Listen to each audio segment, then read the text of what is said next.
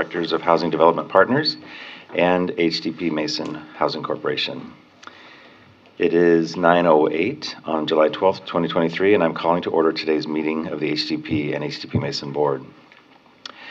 We are in person this morning with board members, staff, and members of the public in attendance. We have a quorum with four board members present. Video of today's meeting is also being streamed live online. The link to watch today's meeting is on HDP's website at hdppartners.org. Members of the public who wish to provide comments to both the HDP and HDP Mason Board will need to complete a speaker slip here in the boardroom and submit it to our Vice President of Communications, Scott Marshall, who is standing at the side of the boardroom. In a moment, I will be proposing a consent agenda that will include items 100, 101, 102, and 103 on the HDP board meeting agenda, and items 100, 101, and 102 on the HDP Mason board meeting agenda. Members of the public may provide comments about the items on the consent agenda by submitting a speaker request form for that item before the board considers the consent agenda. To speak in favor of any item on today's agenda, please submit a gold-colored form. To speak in opposition to any agenda item, please submit the pink-colored form. Those who wish to address the board about a topic that is not on the agenda should fill out a white speaker request form. Members of the public will have 3 minutes each to provide their comments about agenda items or non-agenda public comments. However, if a large number of people wish to provide non-agenda public comments or speak on a single agenda item, comments will be limited to 1 minute each. Collective testimony by those who support or oppose an item shall be limited to no more than 15 minutes total per side. And when I call your name, please step to the podium, state your name for the record, and begin making your comments. Now is the time for non-agenda public comments for both the HDP and HDP Mason board meeting agendas. Do we have any speaker slips? So no speaker slips have been submitted, so this concludes non-agenda public comments. Next, I'll ask if any of the board members would like to make any comments this morning. Seeing none, we have a brief item for the board this morning. However, in the interest of time, due to scheduling conflicts, I'll provide my updates to the board at the end of this meeting. Next is the approval of the minutes. We will take public comments at this time regarding the minutes from both HDP and HDP Mason board meetings from December 12, 2022. No speaker slips have been submitted regarding the minutes. First, we'll consider the HDP board meeting minutes. Do any board members have any changes to the minutes, or do we have a motion? So moved. All right, no changes, and we have a motion by Gary Gramling and a second by Mitch Mitchell. All those in favor say aye. Aye. All those opposed say nay. The motion carries unanimously. Oh, that's a good point. Yeah, so we have 3 votes for, and Ryan Klumpner is abstaining. We will now adjourn as the HDP board and convene as the HDP Mason board to vote on the HDP Mason board meeting minutes from December 15th, 2022 meeting. May we use the same motion and second? Yes. We have a motion by Gary Gramling, a second by Mitch Mitchell, to approve the minutes from the HDP Mason board meeting. All those in favor, please say aye. Aye. All right, we have again 3 yeses and 1 abstention. We will now adjourn as the HDP Mason board and reconvene as the HDP board. As I said at the start of the meeting, I'm proposing a consent agenda this morning for item 102 on the HDP's board meeting agenda and item 101 from the HDP Mason board agenda. I'm recommending the election of Gary Gramling to serve as the secretary of both boards. With that recommendation, I'm proposing the following items for the consent agenda today. Item 100, the approval of Ryan Klumpner as a board member. Item 101, the election of Ryan Klumpner and Gary Gramling to serve on the HDP Audit Committee. Item 102, the election of Gary Gramling as the HDP's board secretary. And item 103, the amendment to HDP's bylaws as requested by the San Diego City Council Select Committee on San Diego Housing Commission Oversight and Reform. And from the HDP Mason Board Meeting Agenda, item 100, the approval of Ryan Klumpner as an HDP Mason Board member. Item 101, the election of Gary Gramling as the HDP Mason Board Secretary. And item 102, the amendment to HDP Mason's bylaws. Do we have any speaker slips? No speaker slips have been submitted for items 100, 101, 102, and 103 from the HDP Board agenda, or items 100, 101, and 102 from the HDP Mason Board's agenda. This concludes the comment period for these items. First, we will consider the HDP Board's consent agenda. Do any members have any comments on the consent agenda, or do I have a motion? So moved. Second. All right, we have a motion by Mitch Mitchell and a second by Gary Gramling to approve items 100, 101, 102, 103 from the HDP Board agenda to today's consent agenda. All those in favor say aye. Aye. Aye. Mhm.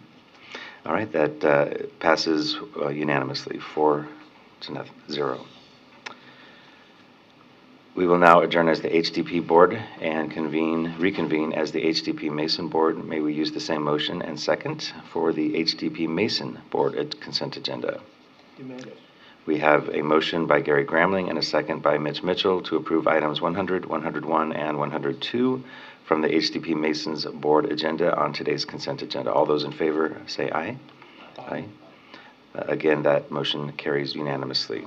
We will now adjourn as the HDP Mason Board and reconvene as the HDP Board.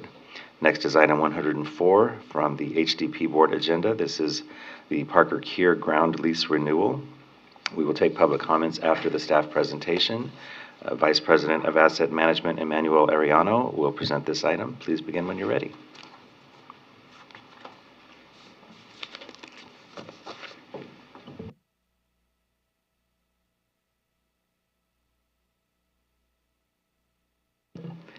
Good morning. Thanks, Scott. Okay, so the Housing Commission acquired the Park Curie Apartments from the Port of San Diego in 1991.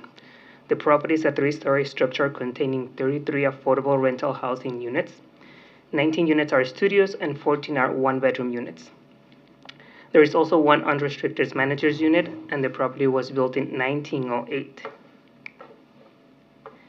In 1992, the Housing Commission completed essential rehabilitation to correct safety hazards and repair basic systems.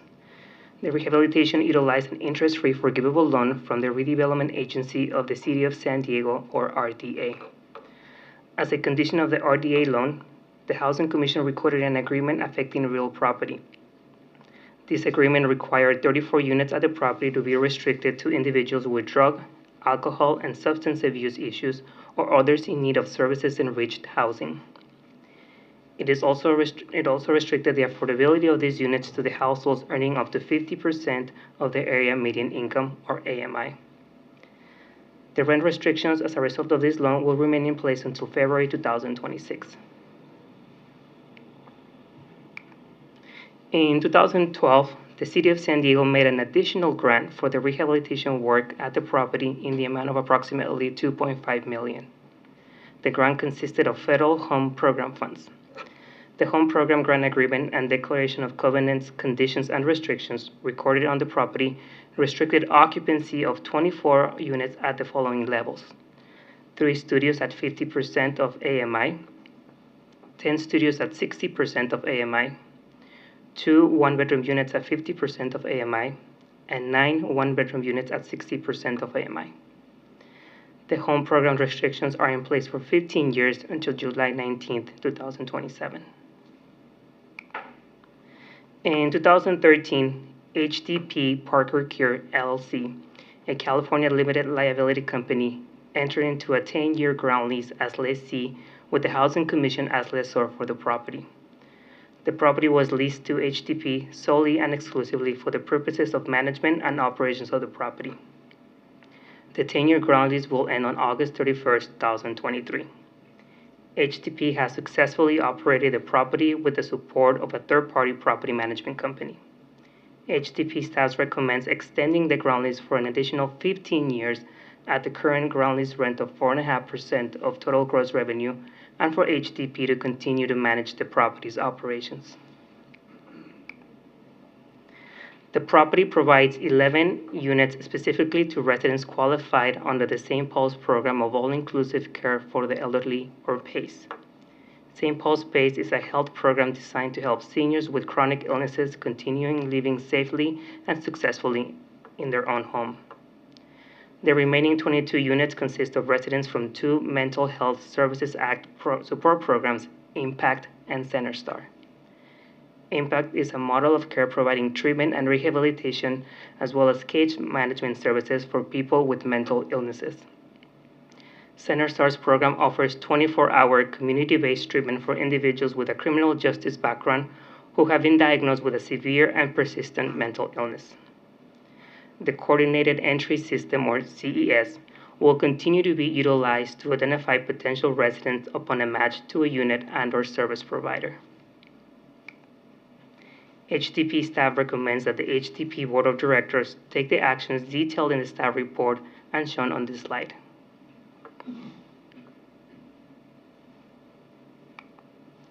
This concludes staff's presentation. We're available for any questions that you may have. Thank you. Thank you, Emmanuel. All right, we'll now proceed with public comments. However, there are no speaker slips having been submitted, so this concludes the public comment period for this item. Board members, do you have any questions, comments, or do we have a motion? I have a couple of questions. You've got a very interesting tenant mix there. But the tenant mix is specified in terms of restrictions on that. What is the current occupancy level within each of those restricted areas? And what is the, well, that would do it. What is the current occupancy? Yeah, occupancy level, let me just pull my most recent report. But it's around 98% occupancy at the property. But I can get the exact number for you and just give me a second. But I mean, in terms of, you've got 11, 11, and 11. Okay, and the top two 11s have an age range of, 25 to 59. And are those two categories full? Yes, give me 1 second and I can pull it up. I might not have the breakdown by the 3 different service providers, but the property as of earlier this week had only 1 vacant unit.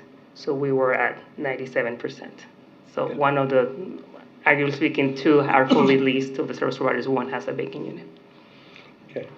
And do we have an updated, or are we working under the original business plan in terms of operation of the facility and everything else? It's pretty much the original business plan. We are working with the County of San Diego as needed to extend the MOUs to work with the service provider as needed. But the plan is the same, so targeting the same population at the property.